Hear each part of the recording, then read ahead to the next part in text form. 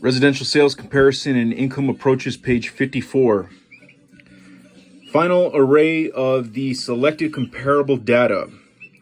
To review what has been concluded so far, 5 comparable sales have been identified that can be used in the later sales comparison analysis. The data collected represents everything that could be found by the appraiser that would be considered relevant to the assignment.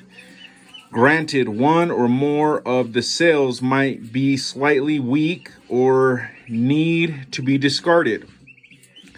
Due to the quantity of data that has been located, we won't eliminate the sales data that is questionable at this point, with the exception of the Ladder Forest Circle transaction. This point, with the exception of the Ladder Forest transaction, which would be extremely difficult to confirm as being arm's length. Whether or not the data array grids are included in the appraisal report is determined by whether or not they will be useful for understanding what the appraiser undertook in the process of data collection.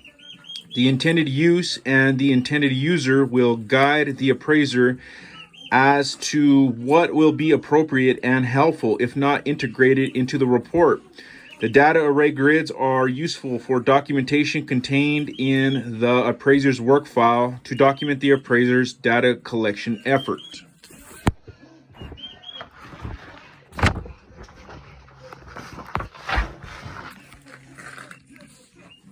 Page 55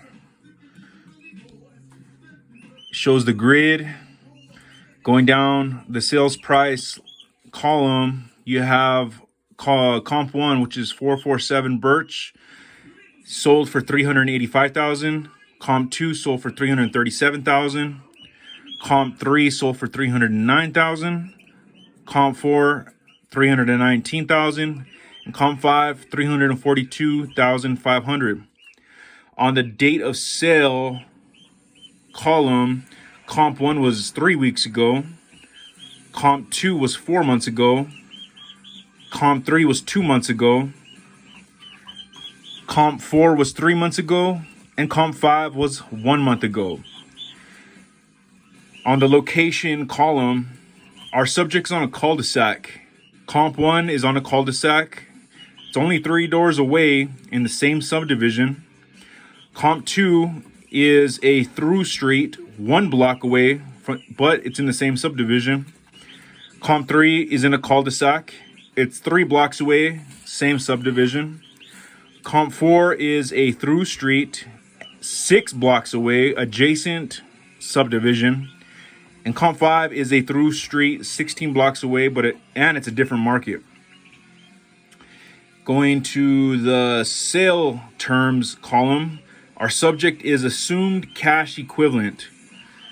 Comp 1 is conventional, no seller concessions. Comp 2 was straight cash.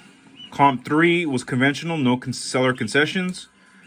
Comp 4 is conventional, seller paid 3% of buyer's closing costs.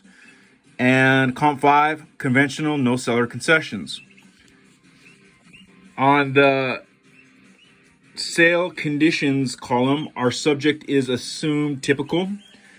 Comp 1, the transaction included on additional building lot next door with a value of $40,000.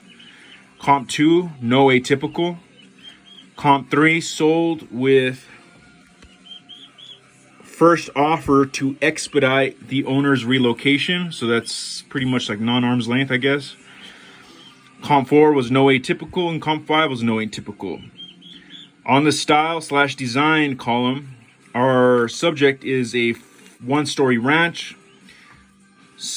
Comp 1 is a 1.5-story Cape Cod. Comp 2 is a 1-story ranch. Comp 3, 1-story ranch. All the rest of them, the whole rest of them were 1-story ranches. Our GLA column, our subject is 1,832 square feet. Comp 2 is 2,156 square feet. Comp 3 is 1,972 square feet. Comp 3 is 1,758. Comp 4 is 1,729. And Comp 5 was 1,832. On the bedrooms and baths, our subject has 4 bedrooms and 2.5 baths. Comp 1 was 4 bedrooms, 3 baths. Comp 2, 4 bedrooms, 3 baths. Comp 3 was 4 bedrooms, 2.5 baths. Comp 4 was 3 bedrooms with 2 baths. And ultimately, Comp 5 was 4 bedrooms and 2.5 baths. On the last column, the other, everything is blank until you get to Comp 5. And on Comp 5, it says the house was mirror to subject built by same builder.